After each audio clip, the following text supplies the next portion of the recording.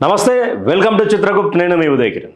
Corporate bombing ఒకవైపు, బాపు వస్తున్నాడు ఇక సమయం దగ్గర పడ్డది అనేది ఒక నినాదం ఒకవైపు, తెలంగాణ కాంగ్రెస్ పార్టీని ప్రభుత్వం తీసుకొచ్చినటువంటి ధీరుడు వీరుడు వస్తున్నాడో అన్న నినాదం మరోవైపు. ఒకటి ప్రభుత్వం, ఒకటి ప్రతిపక్షం, మరొకటి ప్రతిపక్షం కాదు, అధికార పక్షం కాదు, అంధకార పక్షం. ఎందుకు ఈరోజు మీ ముందుకు వచ్చినామంటే, November 4th డేట్ ఫిక్స్ చేసుకోండి, 100కు 200% ఇది జరగబోతుంది అనే సూచనలు వినిపిస్తూ ఉన్నాయి. వార్తలు గట్టిగా వైరల్ అవుతూ ఉన్నాయి. రేవంత్ రెడ్డి గురించి మాట్లాడుకుంటూ స్టార్ట్ చేద్దాం. అంతకంటే ముందు మీరు అందరూ కూడా సబ్స్క్రైబ్, షేర్, లైక్ చేస్తారని కోరుకుంటూ పూర్తి వివరాలకు పోదాం. ఇక్కడ కాంగ్రెస్ పార్టీని అధికారంలోకి తీసుకొచ్చినటువంటి, బెడ్ మీద పడుకున్నటువంటి ముసలావకు మరొకసారి పునర్జీవం పోసి మరొక 100 మీటర్ల రన్నింగ్ కాంపిటీషన్లో గెలిచేటట్టు చేసినటువంటి రేవంత్ అన్న ఒకవైపు, 10 సంవత్సరాల కాలం 2001 నుండి 2023 డిసెంబర్ 1 వరకు ఉద్యమ చరిత్ర గలటువంటి ఉద్యమ నాయకుడు, మాజీ ముఖ్యమంత్రి 10 సంవత్సరాల కాలం పాటు కేసీఆర్ ఒకవైపు, ఎంతసేపు ఉన్నా నరేంద్ర మోడీ, అమిత్ షా, యోగి పేర్లు చెప్పుకొని రాజకీయాలు చేసేటి పార్టీ మరొక వైపు. ఇక్కడ రేవంత్ రెడ్డి గురించి మాట్లాడుకుందాం. జూబ్లీహిల్స్ ఉప ఎన్నికలకు సంబంధించి November 4 మరియు 5వ తేదీల్లో రోడ్ షోలు ఉంటాయని చెప్పేసి కాంగ్రెస్ పార్టీ అధికారికంగా ప్రకటించేసింది. తర్వాత వీళ్ళ కేంద్ర రేవంత్ రెడ్డి ముఖ్యమంత్రి రోడ్ షో అంటే ఏ విధంగా ఉంటుందో అర్థం చేసుకోవాలి. జనం గ్యాదరింగ్ కావచ్చు, దానికి సంబంధించినటువంటి ఇష్యూ కావచ్చు, ఆడ జనాలకు ఏ హామీలు లేకుండా ఈ ప్రతి ఒక్కటి కాంగ్రెస్ పార్టీ నెరవేర్చడానికి సిద్ధంగా ఉన్నది అని చెప్పడానికి రేవంత్ అన్న కీలక మాటలు, ఆ మాటల వైఖరి అట్లే ఉంటుంది. ఇక బీఆర్ఎస్ బీజేపీ మీద దుమ్మెత్తిపోసే ప్రయత్నం కూడా బలంగా జరుగుతుంది. ఇక తర్వాత కేసీఆర్ 10 సంవత్సరాల కాలం పాటు ముఖ్యమంత్రి, 2001 నుండి ఆనాడు టీడీపీని కాదని తెలంగాణ మూమెంట్ భుజానేసుకొని తెలంగాణ ఉద్యమ రథసారథిగా ముందుకు తెలంగాణ ఉద్యమాన్ని నడిపించినటువంటి ఆ పరిస్థితులు ఒకటి, తెలంగాణ ముఖ్యమంత్రిగా ఒకటి, ఇప్పుడు ప్రతిపక్ష నేతగా ఒకటి, యాదికొస్తున్నావే సారు మళ్ళెప్పుడు వస్తావు కేసీఆర్ అనే పాటలు వైరల్ అవుతున్నాయి. అంటే కేసీఆర్ రాకను తెలంగాణ ప్రజలు బలంగా కోరుకుంటున్నారనే దానికి నిదర్శనం. అయితే ఇద్దరు కూడా ఒకే రోజు, నా వెనుక ఐటమ్, బ్యానర్ ఐటమ్ కనిపిస్తూ ఉన్నది, ఒకే రోజు కేసీఆర్ రేవంత్ రోడ్ షోలు, దద్దరిల్లనున్న జూబ్లీహిల్స్ ఉప ఎన్నికలు. ఇది కనుక నిజం అయితే కేసీఆర్ వాగ్దాటి ముందు రేవంత్ నిలబడగలుగుతాడా? రేవంత్ వాగ్దాటి ముందు కేసీఆర్ నిలబడతాడా? ఇద్దరి రాజకీయ వ్యూహం ఏంటి? అసలు దీనికి అసలు ఇది జరుగుతుందా అంటే, yes, Revanth Reddy road show పెట్టిన రోజే కేసీఆర్ని కూడా జూబ్లీహిల్స్ గ్రౌండ్లోకి దింపాలనుకుంటుంది బీఆర్ఎస్. రేవంత్ రెడ్డి రోడ్ షో యూసుఫ్గూడలో జరిగితే కేసీఆర్ రోడ్ షో జూబ్లీహిల్స్లో జరగాలనుకుంటుంది. లేదా రేవంత్ రెడ్డి రోడ్ షో బోరబండలో జరిగితే కేసీఆర్ రోడ్ షో షేక్పేట్లో జరగాలని బీఆర్ఎస్ ఆలోచిస్తుంది. 7 డివిజన్ల లోపు ఒక డివిజన్ టు ఒక డివిజన్ అటాచ్ ఏదైతే ఉంటుందో, ఇక్కడ రహమత్ నగర్, యూసుఫ్గూడ, రహమత్ నగర్లో రేవంత్ ప్రోగ్రాం ఉంటే యూసుఫ్గూడలో కేసీఆర్ ప్రోగ్రాం ఉండేటట్టుగా ప్లాన్ చేస్తున్నారని ఒక సూచనలు, బాగా వార్తలు వినిపిస్తున్నాయి ఇంటర్నల్గా. అయితే అసలు వీళ్ళిద్దరూ కూడా ఏం మాట్లాడతారు అనే దాని మీద టాపిక్ తీసుకుందాం. అంటే జూబ్లీహిల్స్ ప్రజలకు కేసీఆర్ ఏం చెప్పదలుచుకున్నాడు, రేవంత్ రెడ్డి ఏం చెప్పదలుచుకున్నాడు అనే దాని మీద ఆ టాపిక్ మాట్లాడుకుందాం.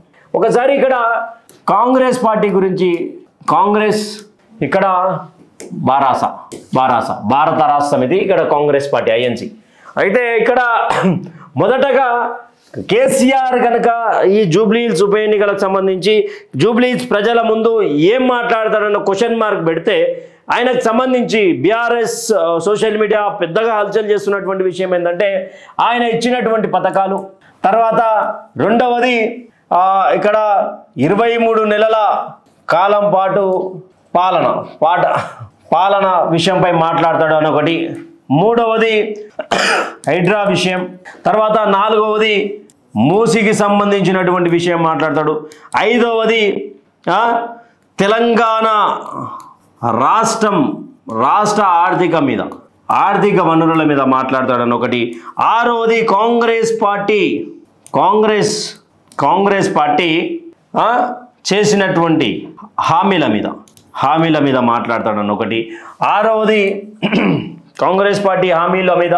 తర్వాత మంత్రుల పంచాయతీ మీద సామెతలు, రైతన్నుల కష్టాల మీద, ఎందుకంటే జూబ్లీహిల్స్ రోడ్గా చాలామంది రైతులు వలస వచ్చినటువంటి వాళ్ళ మీద. తర్వాత రుణమాఫీ అనుకోవచ్చు, భరోసా అనుకోవచ్చు, కాంగ్రెస్ ఇచ్చేటటువంటి, వీళ్ళు ఇచ్చినటువంటిది రైతు బంద్ అనుకోవచ్చు. ఇక్కడ కాంగ్రెస్ పార్టీకు రేవంత్ రెడ్డి కనుక మాట్లాడితే 10 సంవత్సరాల కాలంలో కేసీఆర్ పాలన. రెండవది వీళ్ళు చేస్తాం జూబ్లీహిల్స్ అభివృద్ధి. తర్వాత మూడవది జూబ్లీహిల్స్ అభివృద్ధి ఒకటి, 10 సంవత్సరాలు కేసీఆర్ పాలన ఒకటి, మరొకటి తెలంగాణ రాష్ట్రానికి సంబంధించినటువంటి రాష్ట్రంలో ఏదైతే హామీలు ఇచ్చిరో అవి నెరవేర్చినట్టుగా మాట్లాడతారు అనేది ఒకటి. తర్వాత నాలుగవది నవీన్ యాదవ్కు సంబంధించినటువంటి విషయంలో. తర్వాత ఐదవది ఇక కాంగ్రెస్ ఓటు వేస్తే ఏం జరుగుతుంది, కాంగ్రెస్ ఓటు. ఆరవది పెద్ద స్థాయిలో వీళ్ళు ఏం చేయలేదు కాబట్టి ఇక 6 గ్యారెంటీలకు సంబంధించినటువంటి మహాలక్ష్మి బస్సు పథకం కావచ్చు, గృహలక్ష్మి కావచ్చు, మహాలక్ష్మి, ఇంకా కరెంట్ 200 యూనిట్ల కరెంట్, ఇవన్నీ. అయితే ఇక్కడ ఒకసారి కేసీఆర్ కనుక గురించి మాట్లాడితే ఒకసారి పథకాల గురించి 23 నెలల కాలం పాటు కాంగ్రెస్ చేసినటువంటి పాలన మీద, ఇక్కడ హైడ్రా మీద, మూసీ నది డెవలప్మెంట్ అన్నారు. తర్వాత వరద బాధితులు ఉన్నారు, ఇక్కడ ముంపు బస్తీలు ఉన్నాయి. ఆ ముంపు బస్తీల మీద, తెలంగాణ రాష్ట్ర ఆర్థిక వ్యవస్థ మీద, కాంగ్రెస్ పార్టీ హామీల మీద, మంత్రుల పంచాయతీ, తెలంగాణ రైతు రుణమాఫీ, ఓవరాల్ తెలంగాణ రాజకీయాలు. ఇక్కడ నవీన్ యాదవ్కు సంబంధించినటువంటి క్యాడర్ గురించి కానీ ఇక్కడ ఎంఐఎం సపోర్ట్తో ఉన్నది కాంగ్రెస్ పార్టీ అని క్లియర్గా తెలుసు. జూబ్లీహిల్స్ అభివృద్ధి, 10 సంవత్సరాల కేసీఆర్ పాలన ఎంత. అయితే ఇద్దరు రోడ్ షోలు పెట్టి ఎవరి జనబలం ఎంత అనే కాన్సెప్ట్లో మాట్లాడరు.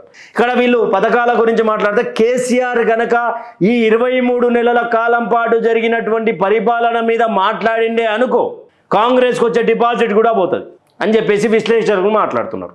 అయితే కేసీఆర్ ఏ విధంగా చూడవచ్చు అంటే, ఇప్పుడు జూబ్లీహిల్స్లో చాలా అధికారంలో లేము మనం ప్రతిపక్షంలో ఉన్నాం కదా అంటే, అధికారంలో లేనప్పుడే ఎన్నో ఉప ఎన్నికలల్లో గెలిచినటువంటి చరిత్ర కేసీఆర్కు ఉన్నది. వ్యూహాత్మకమైనటువంటి రచన ఉంటుంది, వ్యూహాత్మకమైనటువంటి చర్యలు ఉంటాయి. గతంలో కూడా ఓడిపోయారు అధికారం నుండి, కానీ ప్రజానాడి ఎవరు గుర్తుపట్టలేరు. కానీ విశ్లేషకులు చెప్పేది ఏంటి అంటే, కేసీఆర్ మౌనం తెలంగాణ రాష్ట్ర రాజకీయాలకు పెద్దపీట వేసే పెద్ద వ్యూహం అని చెప్పేసి చాలామంది మాట్లాడతారు. ఇక్కడ కాంగ్రెస్ పార్టీ ఇచ్చినటువంటి హామీల మీద కేసీఆర్ ఎండగట్టే అవకాశం ఉన్నది. గతంలో ఎలకతుర్తి ప్రజల ముందు వరంగల్ సభలో మాట్లాడినటువంటి కేసీఆర్ తర్వాత ఎప్పుడు కూడా మాట్లాడలేదు. ఎందుకు మాట్లాడలేదంటే సమయ సందర్భం లాగానా, లేకపోతే ఏం తన బిడ్డ గండం ఉన్నది, తన పార్టీ బయట నుంచి వెళ్ళిపోయింది. తర్వాత కేటీఆర్ ఇష్టరీతిన మాట్లాడి తండ్రికి అందరూ తెలంగాణ బాపు రావాలని అనుకుంటుండే కేటీఆర్ చర్యలు, కేటీఆర్ మాటలు కొంతమంది హిందువుల మనోభావాలు తీసే విధంగా ఉన్నాయి. గతంలో కూడా కేసీఆర్ హిందువుల మనోభావాలు తీసేట్టుగా మాట్లాడిండు. కానీ తర్వాత ఎంత పెద్ద ఎఫెక్ట్ అయింది, నిజామాబాద్ వేదికగా హిందువుల బంధువుల అన్నందుకు ఆడ బిడ్డను పండబెట్టేసారు. తర్వాత హిందువుల జోలికి వస్తే ఎట్లుంటుందనే రీతిలో మేము పెద్ద హిందువునైనా మాట్లాడినటువంటి మాటలలో తర్వాత కొన్ని తప్పులు జరిగినాయి. అక్కడ ఆయనకు అర్థమైపోయింది ఎవరిని గెలుకొద్దు, ఎవరిని గెలకాలి. ఇదే సీన్లా కాంగ్రెస్ పార్టీనే టార్గెట్గా, బీజేపీ పార్టీని అంతంత మాత్రంగా టార్గెట్గా జూబ్లీహిల్స్ రోడ్ షో మాత్రం జరుగుతుందని చెప్పేసి రాజకీయ విశ్లేషకులు చెప్తా ఉన్నారు. అయితే దీంట్లో ప్రధానంగా మాట్లాడేది కాంగ్రెస్ పార్టీ ఇచ్చినటువంటి పథకాలు. 6 గ్యారెంటీల్లో మహాలక్ష్మి, తర్వాత ఆడబిడ్డలకు 2500 రూపాయలు, తర్వాత తర్వాత గృహలక్ష్మికి సంబంధించి ఫ్రీ బస్సు మహాలక్ష్మి సంబంధించి, రాజు యువ వికాసం సంబంధించి, ఇందిరమ్మ ఇండ్లకు సంబంధించి, హైడ్రాకు సంబంధించి అన్నిటి మీద కూడా ఎండగట్టే ప్రయత్నం చేస్తాడు కేసీఆర్ అని చెప్పేసి పెద్ద ఎత్తున మాట్లాడుతున్నారు. తర్వాత ఇక్కడ ఒకవేళ రేవంత్ రెడ్డి కేసీఆర్ ఎదురు పడితే క్యాడర్ జమ చేసేది ఎవరు ఎక్కువగా, కేసీఆర్ చూడడానికి వస్తారా లేకపోతే రేవంత్ రెడ్డిని చూడడానికి వస్తారా అన్నది కూడా ఒక $1,00,000 మిలియన్ ప్రశ్నగా మిగిలిపోయింది. అది కూడా రేవంత్ రెడ్డి మాట్లాడేటువంటి మాటలు ఏముంటాయి ఒకవేళ అనుకుంటే, అంటే ఇది మాట్లాడతాడేమో ప్రజలకు ఇది చెప్పాలని అనుకున్నప్పుడు సమయంలో ఇక్కడ ఏం మాట్లాడతాడు అయ్యా అంటే 23 నెలల పాలనలో ఎంత సుభిక్షంగా రాష్ట్రం ఉన్నదన్న దాని గురించి మాట్లాడతాడు, ఈ పరిపాలన మీద మాట్లాడతాడు, తర్వాత పథకాలు ఎవరెవరికి వచ్చినాయని మాట్లాడతాడు. కానీ ఒక్క స్టేజ్లో రేవంత్ రెడ్డి కేసీఆర్ కనుక ఎదురుబదురు అయితే మాత్రం కేసీఆర్ మాటల దాటికి రాజకీయ వ్యూహానికి పద్మ వ్యూహంలో చిక్కుకునేటువంటి రేవంత్ రెడ్డి సమాధానం చెప్పాడా అనే దాంట్లో 1,00,000 క్వశ్చన్లు ఉన్నాయి. ఇది కనుక జరుగుతాయి, ఒకే రోజు ఇద్దరు కనుక రోడ్ షోలు పెడితే ఇక్కడ కన్ఫర్మ్ అయిపోయింది, ముఖ్యమంత్రి గారి షెడ్యూల్ కన్ఫర్మ్ అయిపోయింది. కానీ ఇక్కడ ఈ మాజీ ముఖ్యమంత్రి గారి షెడ్యూల్ మాత్రం కన్ఫర్మ్ అయ్యి ఇదే రోడ్ షో కనుక జరిగితే జూబ్లీహిల్స్ ఉప ఎన్నికల మాత్రం పెద్ద ఎత్తున సంచలనాలు అయితే జరిగే అవకాశాలు ఉన్నాయి. ఎవరు ఎక్కడున్నారు అసలు సర్వేలకు కూడా అందనటువంటి పరిస్థితులు జూబ్లీహిల్స్లో కనిపిస్తాయి. ఎందుకంటే ఇప్పుడే అన్న ఈరోజు దాదాపు 1,00,000-2 లక్షల ఛానళ్ళు పెట్టుకున్నాయంట పాట, దాదాపు 1,00,000 ఛానళ్ళు ఒక పాట. అంటే కేసీఆర్ పాట వస్తేనే ఇన్ని ఛానళ్ళు పెట్టుకుంటే కేసీఆర్ కనుక బయటికి వచ్చి రోడ్ షో పెడితే ఎన్ని ఛానళ్ళలో లైవ్ నడవాలి. ప్లస్ కేసీఆర్ ప్రెస్ మీట్ పెడితేనే గంటల కొద్దీ చూసేటువంటి ప్రజలు ఈరోజు కేసీఆర్ని కోరుకుంటున్నారు.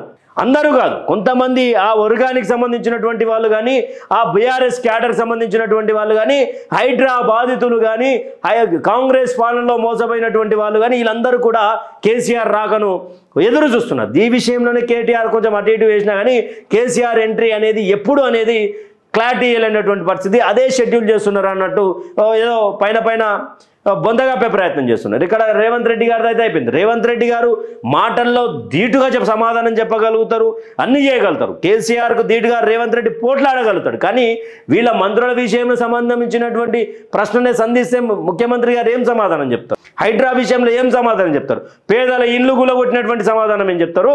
పెన్షన్ల విషయంలో 4,016 ఇస్తున్నారు కదా, ఏమైంది అని చెప్పేసి కేసీఆర్ అడిగితే ఒకవేళ అడిగితే ఏం సమాధానాలు కాంగ్రెస్ నుంచి వస్తాయి? కేసీఆర్ మాటల తూటాల కోసం యావత్ తెలంగాణ గుర్తు చేసుకుంటున్నది. కేసీఆర్ ఒకసారి మాట్లాడితే బాగుండు అని.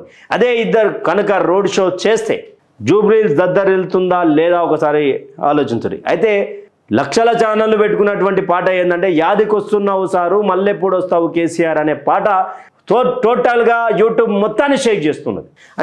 అంటే ఇంతగానం నిజంగా వెయిట్ చేస్తున్నారా లేకపోతే బీఆర్ఎస్ సోషల్ మీడియా ఏమైనా చేస్తున్నదా అనేది పెద్ద ప్రశ్నగా అసలు ఎవరికి అర్థం కానటువంటి స్థితిలో తెలంగాణ ప్రజలు ఆలోచిస్తున్నారు. అంటే ఏందబ్బా కేసీఆర్ వచ్చిన ఎంత హడావిడి చేస్తున్నారు అని. జూబ్లీహిల్స్లో కనుక ఇద్దరు ఒకే రోడ్ షో పెడితే ఒకే డివిజన్లో పెట్టిరే లేదా పక్కపక్కన డివిజన్లో పెట్టినా అదే ఉప ఎన్నికలకు నియోజకవర్గంలో పెట్టినా ఎవరికి భారీగా క్రౌడ్ వచ్చే అవకాశాలు ఉంటాయి. తర్వాత ఏ పార్టీ గెలిచే అవకాశాలు ఉంటాయి ఈ రెండు పార్టీలలో అదేనేది మీ అభిప్రాయాన్ని కామెంట్ల రూపంలో చెప్పండి. Thank you for watching. Stay tune with Chitragupta signing off me Uday Kiran.